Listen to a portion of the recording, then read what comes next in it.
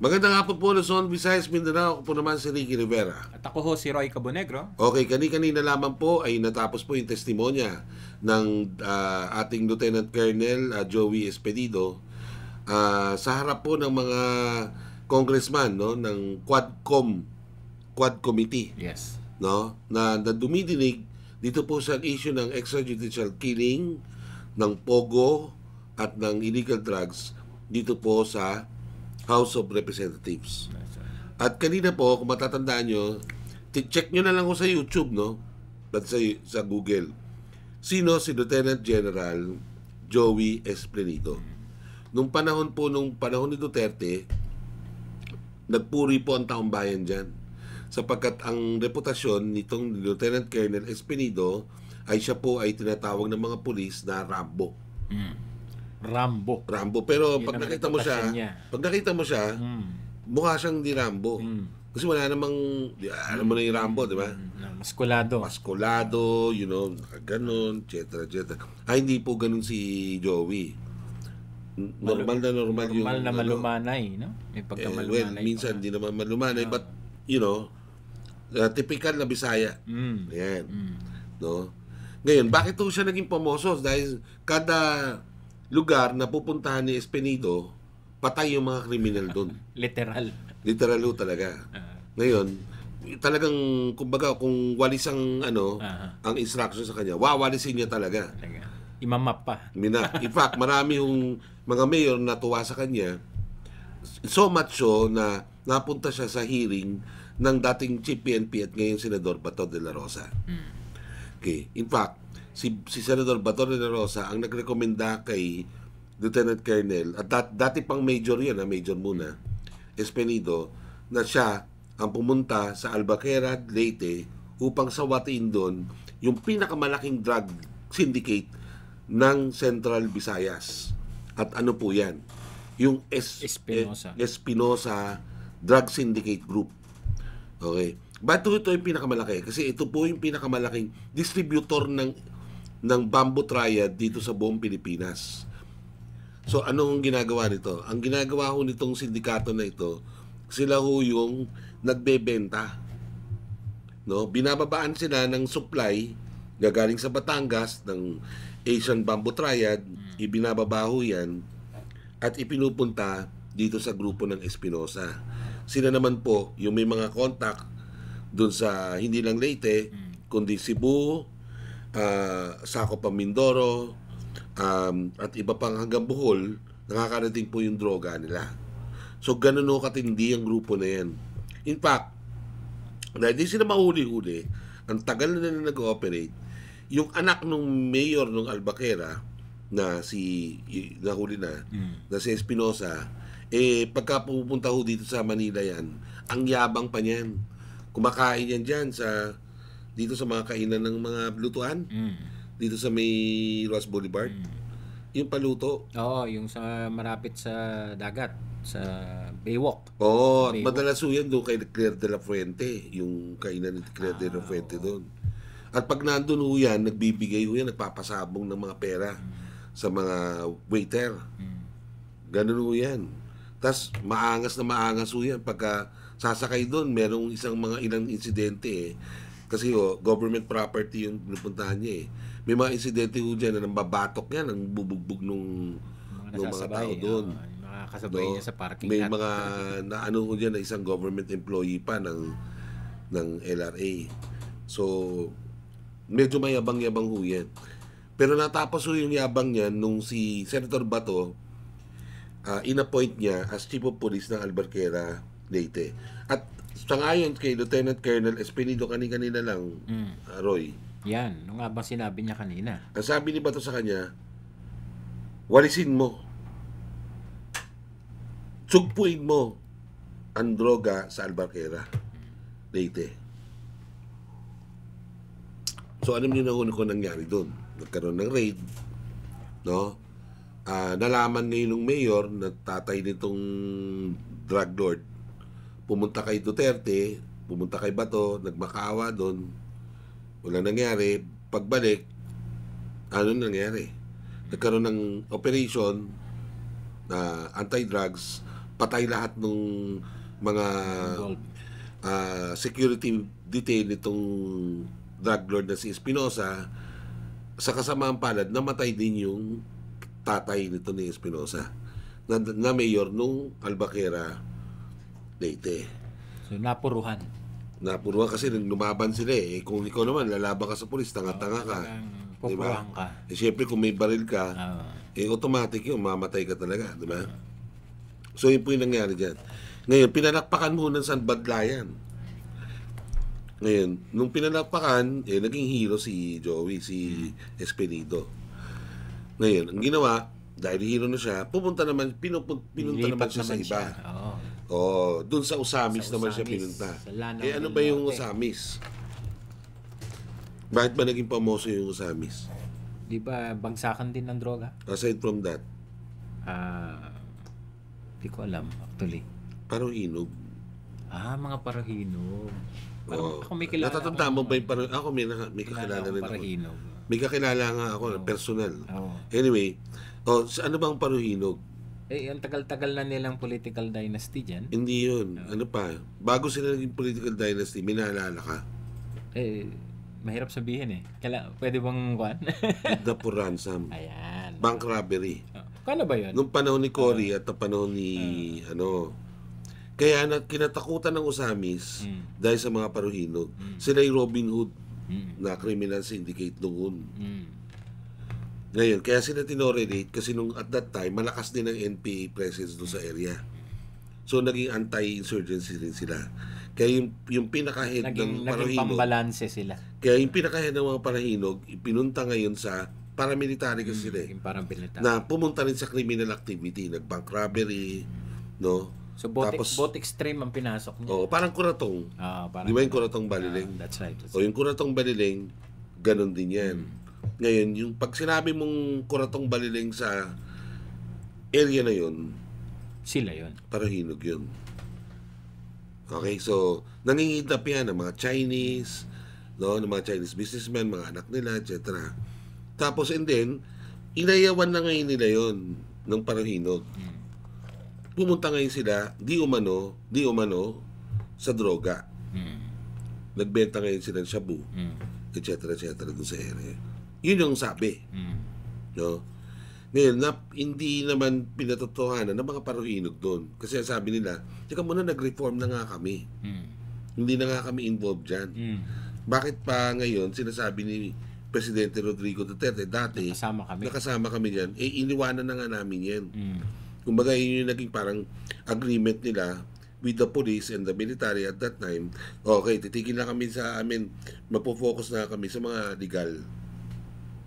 Kaya sila ngayon, napunta sa politika. That's right. Di ba? Nakita mo, in fact, yung babae na paruhinog, ang ganda pa. Yung mayor. Kasi puti na Alice Guo. In fact, may mga parahinog pa nga na nasa legal at saka nasa human rights advocacy.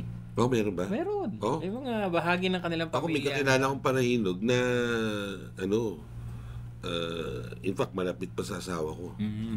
Pero hindi ko alam kung yung parahinog sila nung Osamis. But suffice it to say, yan po yung kababayan yung nangyari.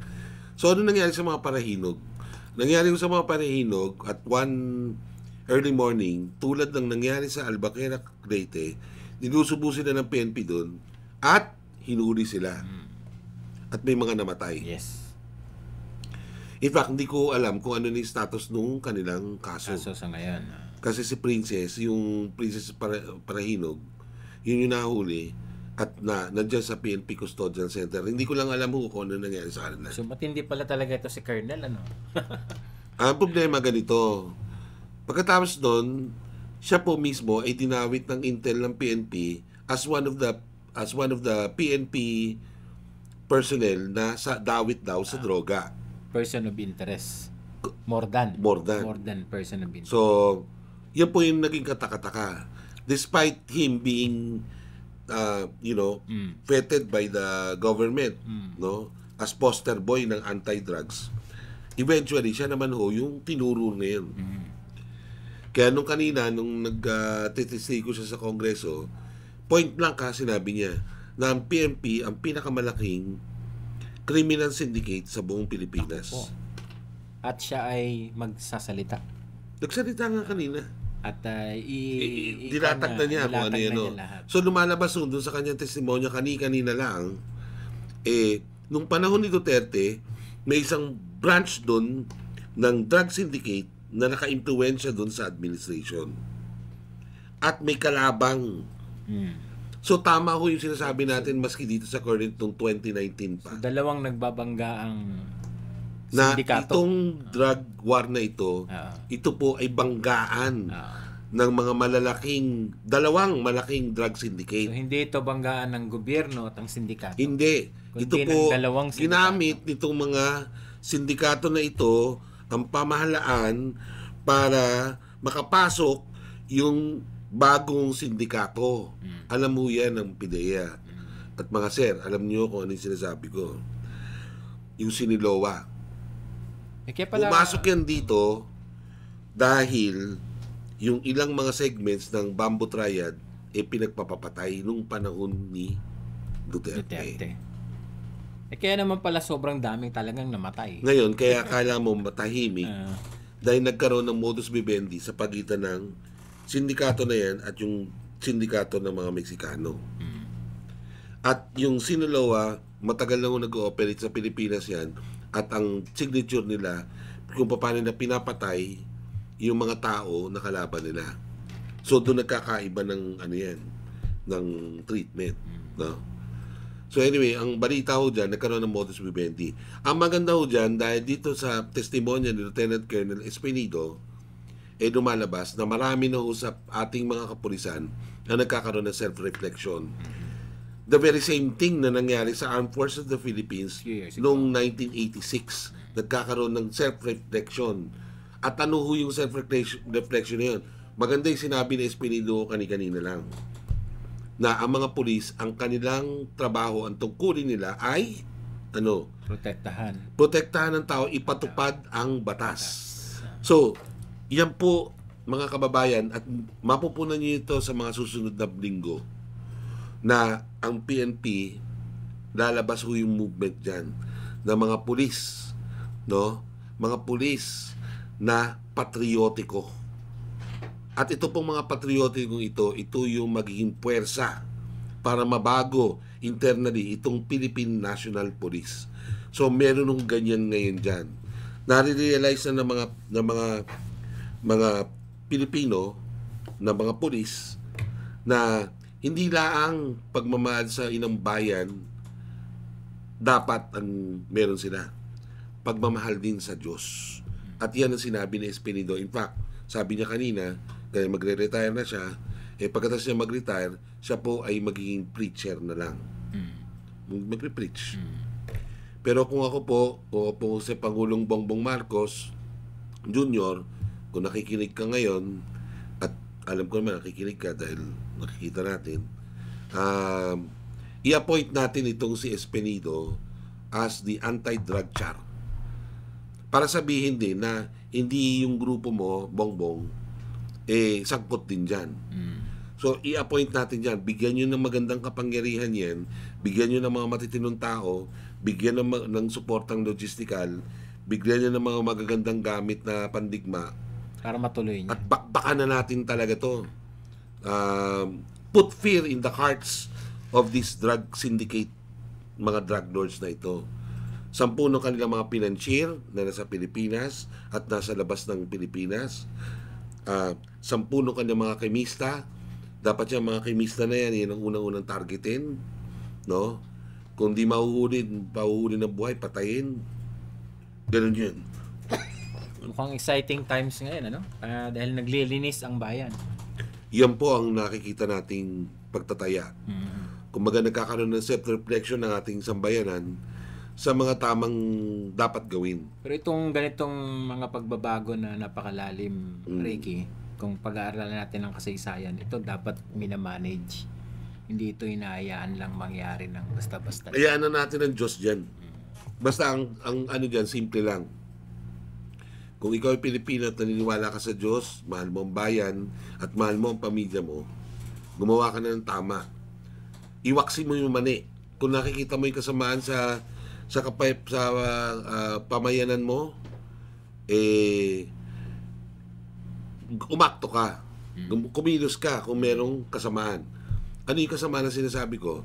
Halimbawa, may nagkakalat na alam mong pupunta sa estero at magkakaroon ng baha doon. Mga problema sa baha. Ngayon pa lang, solusyon mo na. Solusyonan mo na. Diba? Kung may mga kakilala ko dyan, mga nagbebenta ng droga Ganun din. sa inyong mga barangay, isumplong nyo na ho yan sa PNP. Kung iyan po ay drug addict, punta natin sa rehabilitation center. Kung iyan naman ay drug pusher at talagang nagpupush dun sa sampahan ng kaso, ikulong. So, ganun yun. Ngayon, kung may drug lord ka na nandyan, na alam mo, sumplong nyo na yan sa PNP para mahuli. Kung yan naman po ay dayuhan, itapon. Bahala ng Chinang pumatay sa kanila. Pero kung sila po ay mga Pilipino, sampahan ng kaso, itapon sa bilibid, hanggang habang buhay siguro nandun. Okay? Ngayon, kung manlalaban, wala tayong magagawa. Di ba? Nanlaban sila Di ba? Alam nga naman, hindi depensa ng pulis yung nila. Hindi depensa ng pulis sa sarili niya kung malalagay sa alangan ng kanyang operasyon. Precisely. Ang Di kanyang ba? buhay. Wag Standard naman ko tayo I think tingin ko naman tanggap ng mamamayan niya. Standard naman yan. Di ba? Kaya nga nung panahon ni Duterte, hindi sila masyado kay Duterte. Kaya lang, ang nangyari ko kasi dyan, sa kabila nung kanilang honest to goodness na, I think, doon naman nung panahon ni Duterte, may mga talagang totoo mga tao dyan na gusto talagang sawatain ng droga. However, napasukan sila ng mga tao na ang interest po ay interest ng sindikato. Napatahimikin ng ilang mga Kaya tao. yan, alam nyo yan, mga sir, alam nyo mga yan. So ngayon ang panahon para ang gawin natin, expose yan, at may expose yan mamaya dahil pupunta sa SP dito sa executive session.